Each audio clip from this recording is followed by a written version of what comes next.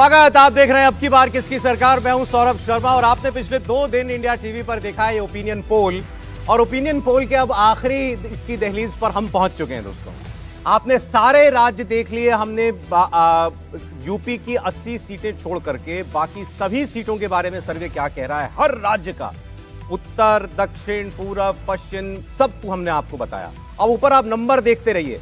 350 लगभग भाजपा जो है, एनडीए जो है, पहुंच चुका है। और कुल हमने जो आपको सर्वे दिखाया, 463 सीटों का सर्वे, 322 एनडीए, 91 सीटों। हाँ अच्छा, अभी भी मतलब 322 भी 322 कही 325। चलिए, 322 बड़ा मुकाबला हो गया। अब आने जा रहा है आपके सामने यूपी की 80 सीटें। अब ये 322 में 400 पहुंचाने के लिए अब आप समझ लीजिए कितना चाहिए आपको। 78 सीट पूरी चाहिए 80 में से, तब जाके एनडीए छू पाएगा 400। अब क्या ये होता हुआ दिखाई दे रहा है उत्तर प्रदेश में? उत्तर प्रदेश में देखिए, ये बात जितने भी सर्वे हुए सबने एक बात तो बताई है कि यूपी में इस बार भारतीय जनता पार्टी अपना 2014 वाला जो उसका रिकॉर्ड था 73 सीटों वाला एनडीए का, उसको छू सकती है। सवाल यह कि उसके पार जा सकती है क्या? नरेंद्र मोदी ने जो 400 सीटों का लक्ष्य अपने गठबंधन को दिया था, अब यह बिल्कुल साफ हो गया जब सर्वे करने के लिए टीमें जमीन पर हमारी उतरी हैं कि वो बातें हवाई बिल्कुल नहीं थी। नरेंद्र मोदी का कैलकुलेशन एकदम सटीक था और कहीं ना कहीं पूरे देश के अंदर ब्रांड मोदी की गारंटी, राम लहर, हर चीज का जो मिला जुला असर है, वो एक तरफा एक एनडीए की जीत नरेंद्र मोदी को तीसरी बार प्रधानमंत्री पद पर पहुंचाने के लिए बढ़ता हुआ दिखाई दे रहा है। अब यूपी की जब हम बात करेंगे तो अलग अलग क्षेत्रों की बात करेंगे। यूपी में पूर्वांचल बीजेपी के लिए कितना चुनौतीपूर्ण है, पश्चिम उत्तर प्रदेश में इस बार क्या हो रहा है, अवध में क्या हो रहा है, सेंट्रल यूपी में क्या हो रहा है। समाजवादी पार्टी को पिछली बार 5 सीट मिली थी, बसपा को 10 सीट मिली थी। क्या इनमें से कोई एक ऐसी पार्टी है जिसका इस बार खाता भी नहीं खुलने जा रहा है? समाजवादी पार्टी असेंबली इलेक्शन के बाद ऐसा लगा कि सोल चैलेंजर है, इकलौती प्रतिद्वंदी भारतीय जनता पार्टी की पूरे राज्य में। लेकिन अखिलेश यादव जो काम दिखा, कम से कम विधानसभा चुनाव में कर ले गए थे, विपक्ष में नंबर अच्छे आए उनके, लोकसभा में कहीं भी डेंट पहुंचा पा रहे हैं क्या भारतीय जनता पार्टी को? तो आइए हम उत्तर प्रदेश का सर्वे शुरू करते हैं। लेकिन आज इस सर्वे की शुरुआत करते हुए आपके लिए हमारे पास एक बहुत खास चीज और है, एक बहुत खास इंटरव्यू, रॉबर्ट वाड्रा का इंटरव्यू। जी हां, रॉबर्ट वाड्रा के यूं आपने कई साक्षात्कार देखे होंगे, लेकिन मैं दावे से कह सकता हूं ऐसा कोई इंटरव्यू आपने नहीं देखा होगा जिसमें रॉबर्ट वाड्रा खुल के अपनी दिली ख्वाहिश जाहिर कर रहा है। वो कह रहे हैं कि मैं तो 10 साल से काम कर रहा हूं, 10 साल से पार्टी के लिए काम कर रहा हूं, चुनाव लड़ने के लिए तैयार हूं। मैं ये भी बता चुका हूं कि मैं किस किस जगह से सीट और टिकट चाहता हूं, लेकिन टिकट मिले तो। वो ये भी कह रहे हैं कि प्रियंका गांधी और मेरे लिए हम जहां जाते हैं लोग कहते हैं अब यहां से खड़े हो जाइए, यहां से चुनाव लड़ लीजिए। लेकिन एक बात इसके आगे वो ये ऐसी कह गए जिसकी कल्पना भी आप नहीं कर पाए। रॉबर्ट वाड्रा ने कहा, मुझे लोग कहने लगे हैं कि कांग्रेस पार्टी अगर कांग्रेस पार्टी से ना सही हमारी पार्टी से लड़ जाइए, बोला हमारी पार्टी से टिकट ले लीजिए लेकिन चुनाव तो लड़िए।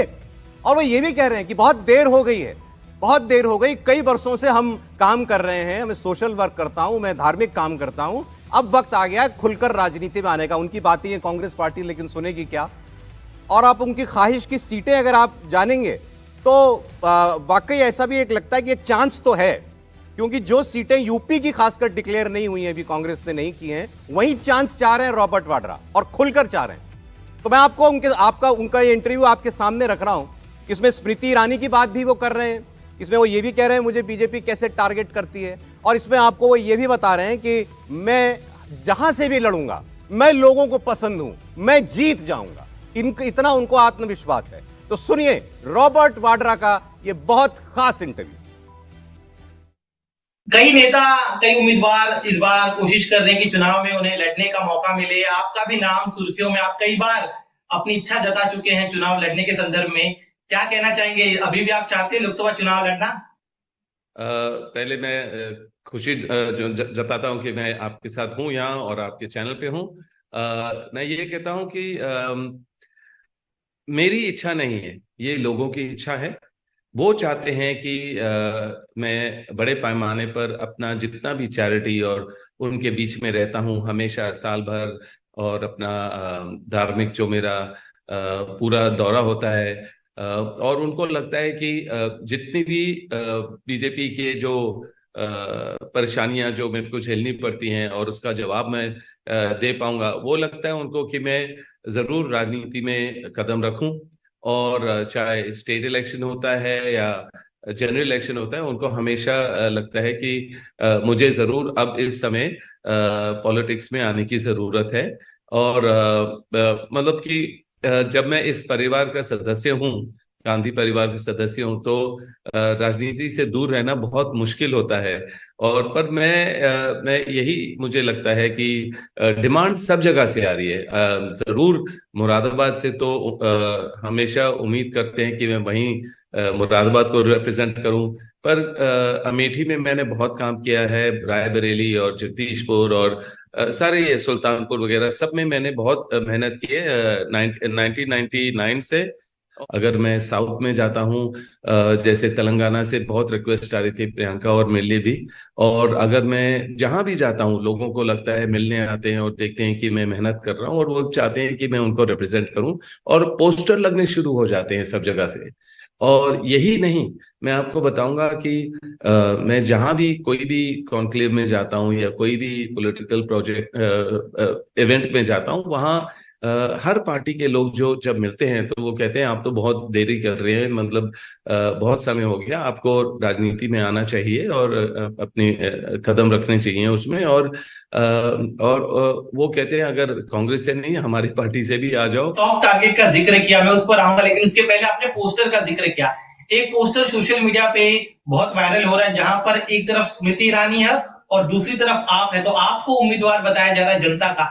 तो क्या आपको ये कॉन्टेस्ट मंजूर है? स्मृति ईरानी के खिलाफ चुनाव लड़ने के लिए रॉबर्ट वाड्रा तैयार है अगर मौका मिले तो?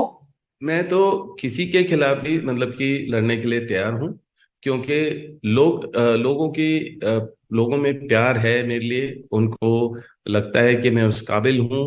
और जरूर मुझे लगता है अगर मैं जैसे अगर मैं गांधी परिवार का एक सदस्य हूं तो with great power comes great responsibility. और मैंने 25-30 सालों से मतलब बहुत समझा है, इस परिवार से बहुत सीखा है। और जब मेरे ऊपर इल्जाम वगैरह लगाए थे तो मैं हमेशा ही अपने जवाब देता हूं और अपने तरीके से जवाब देता हूं, लोगों के बीच में रहता हूं। उनको दिखा है कि मैंने मेहनत बहुत सालों से की है, प्रचार के समय भी, और मेरे को समझ है इसके बारे में। तो कोई भी जो भी बीजेपी या कोई भी अदर पार्टी ओपोनेंट होगा, उनके साथ मैं जरूर अपनी मेहनत करके जीतूंगा। क्या प्रियंका जी रायबरेली के लिए तैयार हैं? वो हर जगह से तैयार हैं, पर कांग्रेस पार्टी डिसाइड करेगी। तो आपने ये इंटरव्यू सुना, देखिए मैं अब ये भी आपको ईमानदारी से बता दूं, इंटरव्यू तो बहुत लंबा था और इसके अंदर और बहुत सी बातें रॉबर्ट वाड्रा ने कही, लेकिन समय की थोड़ी सी सीमा रहती है, तो हमने, और क्योंकि आज आपको ओपिनियन पोल भी यूपी का दिखाना था, तो उसका जो मेन हिस्सा था वो हमने आपको दिखाया। अब रॉबर्ट वाड्रा कह क्या रहे हैं? रॉबर्ट वाड्रा ये कह रहे हैं मैं गांधी परिवार का सदस्य हूं, गांधी परिवार का सदस्य आप होते हैं तो पॉलिटिक्स में ना आए, ये बड़ा मुश्किल होता है, हर जगह से हमारी डिमांड आ रही है, मेरी भी, प्रियंका की भी, और हम हर जगह से लड़ने के लिए तैयार हैं, लेकिन कांग्रेस पार्टी को ये फैसला करना है। बस वो इतना ही नहीं कह रहे कि कांग्रेस तय करके टिकट तो दे, इसके अलावा वो सब कुछ कह चुके हैं, वो रायबरेली से भी लड़ लेंगे, अमेठी से भी लड़ लेंगे। लेकिन देखिए अब दो चीजें तो स्पष्ट हो गई। एक तो ये कि अगर प्रियंका गांधी रायबरेली से चुनाव नहीं लड़ती हैं, इसका मतलब ये हुआ कि राहुल गांधी और सोनिया गांधी प्रियंका गांधी को राजनीति में आने नहीं देना चाहते, नंबर एक। नंबर दो, ये जिस समय में राहुल गांधी अमेठी से लड़ने से डर रहे हैं, स्मृति ईरानी के सामने खड़े होने से भाग रहे हैं, उस समय में अगर रॉबर्ट वाड्रा ये कह रहे हैं, और मैं आपको बताऊं, मुझे वो हमेशा याद आता है, 2012 में रायबरेली में बाकायदा मोटरसाइकिल रैली निकाली थी रॉबर्ट वाड्रा। जी हाँ, बिल्कुल। उसके बाद मुरादाबाद में यही काम किया था, क्योंकि बीच में उनको लगा चूंकि उनका घर मुरादाबाद है तो चलो यहां से मिल जाए। लेकिन अब ये लगता है, और कम से कम मैं तो ये कहूंगा कि बड़ा शानदार इंटरव्यू इस समय में इंडिया टीवी ने किया है। आज के समय में ये सबसे बड़ी पॉलिटिकल ब्रेकिंग न्यूज है। आप इसको सोचिए जरा, जिस भाई बहन के बीच की रिश्तों की बड़ा प्रेम, दुलार, लाड और पता नहीं क्या क्या दिखता है, उसके पीछे क्या क्या है वो ये साक्षात्कार बता रहा है। और अगर जो रॉबर्ट वाड्रा कह रहे हैं, और जो कहते कहते शायद फिर भी रुक जा रहे हैं, उसके बावजूद अगर कोई ये कहे कि कांग्रेस पार्टी बहुत अच्छी चल रही है, अब हमको वो भी याद कर लेना चाहिए कि आचार्य प्रमोद कृष्णम जो चले आए थे, तो लोग कहते थे कि अरे नहीं नहीं ये तो यूं ही बोल देते हैं। वो भी कहते थे कि प्रियंका को रोकने के लिए बाकायदा एक वर्ग लगा हुआ है। आपको साफ ये क्लियर है कि अब मतलब सोनिया माता जी और भाई नहीं आने देना चाह रहे हैं। अब इसके बाद मैं वही तो कह रहा हूं ना, ये तो वही होगा कि अगर इसके बाद भी हम ये न माने तो दूध में मक्खी पड़ी हम निकल जाए। लेकिन मुझे ये तो साफ साफ बोल रहे हैं भाई। ये जब इंटरव्यू आया तो मैं अपने साथी से एक बात कर रहा था, मैंने कहा भाई हमारा इंडियन परिवारों में, भारतीय परिवारों में जीजा तो बड़ी चीज होता है भाई। जीजा मकान मांग ले तो आदमी नाम लिख देता है, ये तो सीट मांग रहे हैं। नहीं और सीट नहीं देने को तैयार है। मकान से बड़ी है सौरभ, भाई और क्या है, यही सीट बात है। मकान से बड़ी है। लेकिन देखिए एक चीज ध्यान रखना चाहिए, लेकिन राजनीति में जो है ना, ये मर्यादाएं काम नहीं करती हैं। आपने देखा होगा, यदि जो है खासकर कश्मीर की राजनीति आपको याद होगा, तो कैसे परिवार आपस में, जीजा और जो है वो बहनोई आपस में लड़े, बहन और भाई में आपस में तकरार हुआ। यहाँ भी हम शुरू से, आज से नहीं, पिछले 1.5 साल से ये बात हम कई बार चैनलों पर कह चुके थे। इसके बाद लोग कई बार मजाक भी कांग्रेस के प्रवक्ता कहते थे कि हम कांग्रेस के प्रवक्ता हैं, हमें नहीं मालूम है, लेकिन इनको मालूम है कि भाई बहन ये संघी लोग जो हैं ऐसे बोला करते थे। वो टूंट बड़ा क्रूएल हुआ। ये संघी लोग यही काम करते हैं। बात बहुत साफ है कि जो पैट्रियार्की है वो गांधी परिवार के अंदर है, और वो कतई नहीं चाहते हैं कि राजीव गांधी और श्रीमती सोनिया गांधी की राजनीतिक उत्तराधिकारी प्रियंका गांधी वाड्रा बने या रॉबर्ट वाड्रा बने। और यही कारण है, उनको लगता है कि आप देखेंगे कि कई बार कांग्रेस के कई नेताओं का ऐसा कहना था, राहुल गांधी 21 बार पिट चुके हैं, ये पिटे हुए मोहरे हैं। प्रधानमंत्री भी बार बार कहते कितना बार लॉन्च करोगे, एक ही स्टार्टअप बार बार जाकर के जैसे गुब्बारा गया, हवा में गया, फिर आकर के फूट गया। तो कई बार कांग्रेस के लोग कहते थे यदि प्रियंका गांधी आती हैं तो फिर प्रयोग करना चाहिए। लेकिन पिछली बार तो प्रियंका गांधी वाड्रा का भी प्रयोग किया गया था। उत्तर प्रदेश के एक पूरे क्षेत्र विशेष को उनकी जिम्मेदारी दी गई थी, और वहां कांग्रेस पार्टी पूरी की पूरी तरीके से साफ हो गई थी। तो बेशक ये इस इंटरव्यू से एक ही बात साफ आया है कि देखिए राजनीतिक चुनौती देने की क्षमता इनमें नहीं है आज के दिन में भी, लेकिन भाई और बहन के बीच में जो तकरार है वो काफी कुछ बड़ा ये हेडलाइन है, ये हेडलाइन है मतलब कि मैं तो कह रहा हूं इसको हेडलाइन बनाना चाहिए। अरे एक कमेंट शांत होगा, फिर मैं जरा जहां की वो बातें कर रहे हैं चुनाव लड़ने के लिए, जहां बहुत काम किया 25 साल से, मैं वहां का सर्वे आपको दिखाऊंगा। जी पहले से 2 बातें पता लग रही हैं। एक तो पता लग रही है रॉबर्ट वाड्रा की जमीन से कितनी दूरी है। उनके लिए गरीबी आज भी एक ट्यूशन की क्लास है, जबकि बाकी नेताओं ने गरीबी को जिया है। और जब रॉबर्ट वाड्रा कह रहे हैं मैं लड़ना चाहता हूं, तो आप समझ लीजिए वो कह रहे हैं प्रियंका गांधी लड़ना चाहती हैं। वो अपना नाम तो रख रहे हैं कि शायद वो प्रियंका गांधी इंटरव्यू आपको नहीं देना चाह रही होंगी, उन्होंने दे दिया। वो कह रहे हैं जब प्रियंका गांधी को चुनाव लड़ाओ भाई, मेरी बीवी को चुनाव लड़ाओ कहीं से। अमेठी की सीट खाली है, रायबरेली की सीट खाली है, मुरादाबाद से लड़ाओ, कहीं से तो लड़ाओ। वो अपनी बीवी की पैरवी कर रहे हैं आपके इंटरव्यू के। अच्छा ठीक, अरे नहीं, सुल्तानपुर भी उन्होंने कह दिया।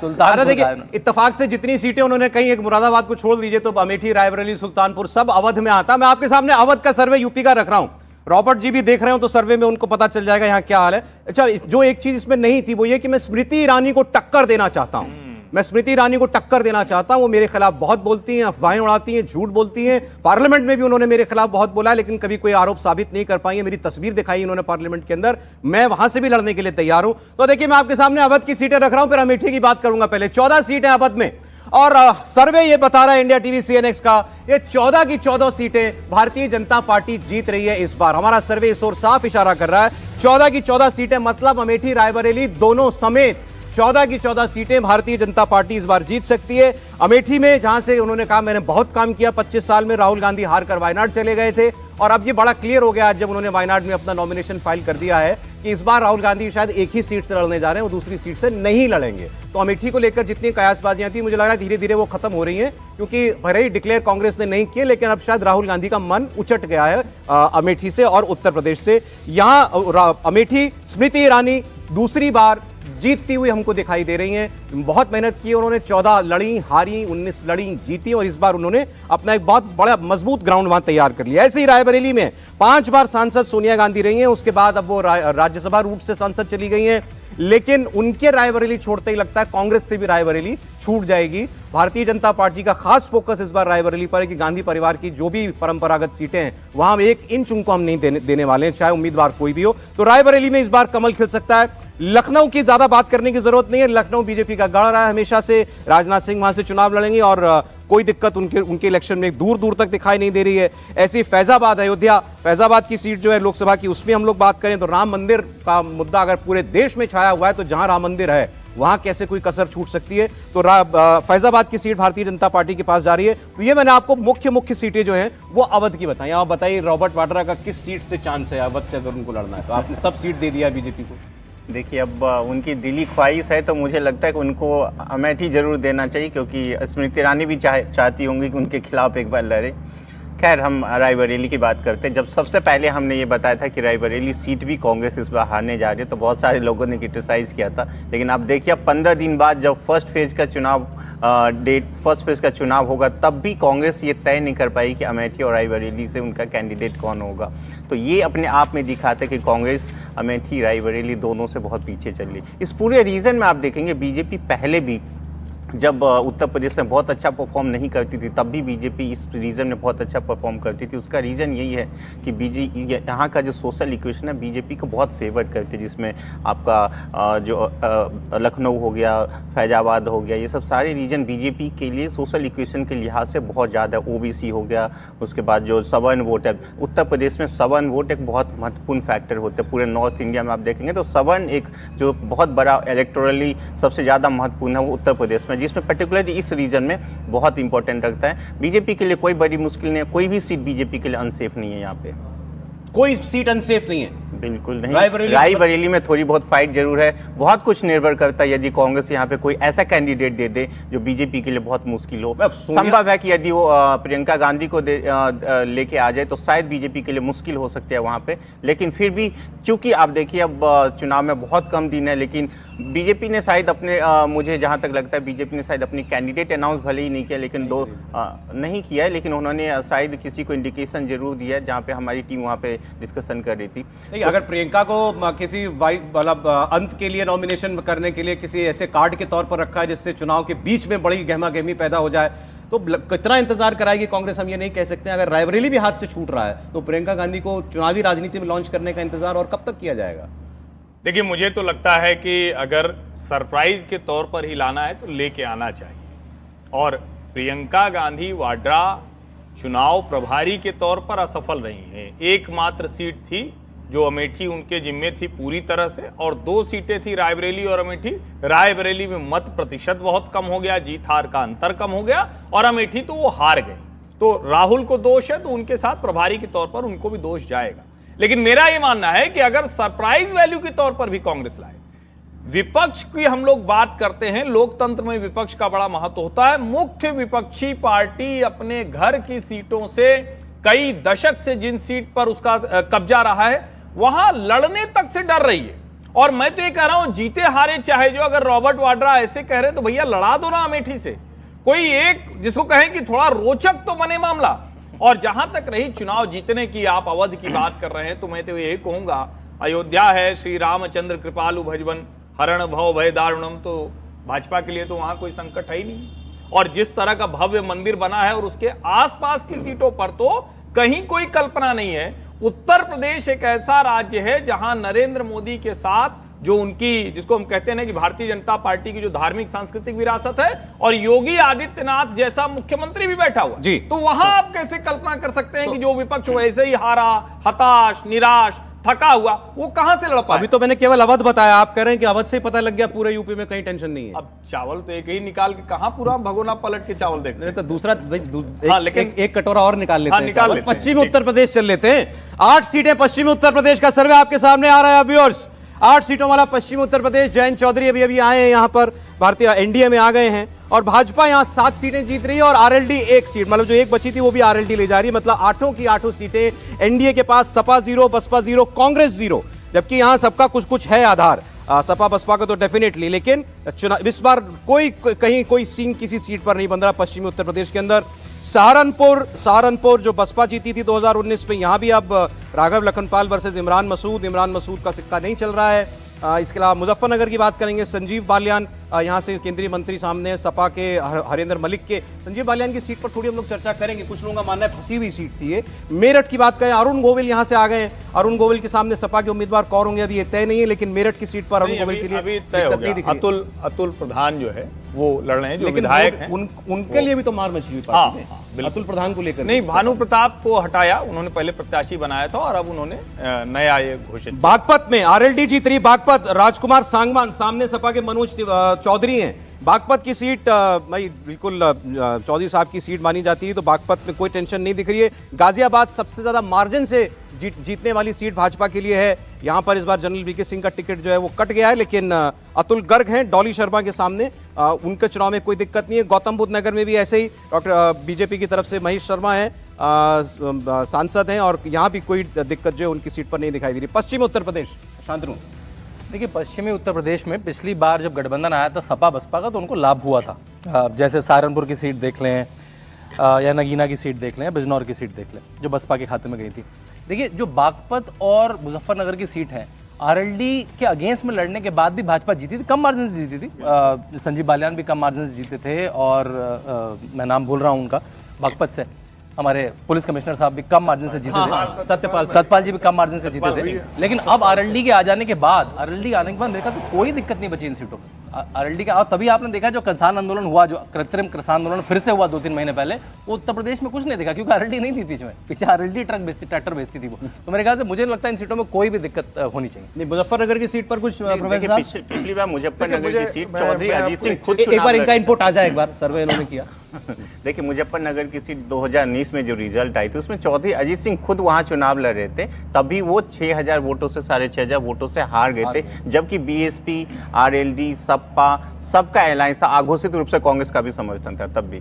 ठीक जी। देखिए, मुजफ्फरपुर सीट वो सीट है जो हाईली पोलराइज्ड है, और खास करके आपको याद होगा कि जब वो दंगे हुए थे उसके बाद ये जाटलैंड माना जाता है। हालांकि लोग कहते हैं, लेकिन वहाँ पर ऐसा नहीं है कि गुज्जरों का वहाँ पर और नहीं है पॉपुलेशन, गुज्जर भी पॉपुलेशन है। लेकिन महत्वपूर्ण बात है कि ये जितने हैं वहाँ पे, ये सब ये मान करके चलते हैं उस घटना के बाद से कि नरेंद्र मोदी और भारतीय जनता पार्टी ने हमारी इज्जत और हमारी डिग्निटी को सुरक्षित किया है। और उनकी बड़ी इच्छा थी, 2017 का जब चुनाव हो रहा था तो उस समय उनकी इच्छा थी, और याद है कि जब राहुल गांधी किसान यात्रा निकाल करके और खाट पर बैठ करके पूरा उत्तर प्रदेश का भ्रमण कर रहे थे, उस समय भी मैंने उनसे पूछा, गांव में जाकर के उनसे पूछा कि आप लोगों की क्या इच्छा है, चौधरी चरण सिंह की विरासत है तो आप किनके साथ जाएंगे। उन्होंने कहा, देखिए, हम भारतीय जनता पार्टी के साथ जाएंगे, लेकिन हमारी दिली इच्छा है कि चौधरी चरण सिंह यानी अजीत सिंह और भारतीय जनता पार्टी दोनों साथ आ जाएं, तो हमारा वोट नहीं बंटना चाहिए। लेकिन यदि ऐसी भी स्थिति होती है तब भी हम भारतीय जनता पार्टी को सपोर्ट करने से पीछे नहीं हटेंगे। ये 2017 की बात है। आज भी वही स्थिति है। आरएलडी के साथ आ जाने से चौधरी चरण सिंह को भारत रत्न देने के बाद पूरा का पूरा वो जो लैंड है, वो पूरा का पूरा जो एरिया है, वो सब पर प्रभाव पड़ रहा है।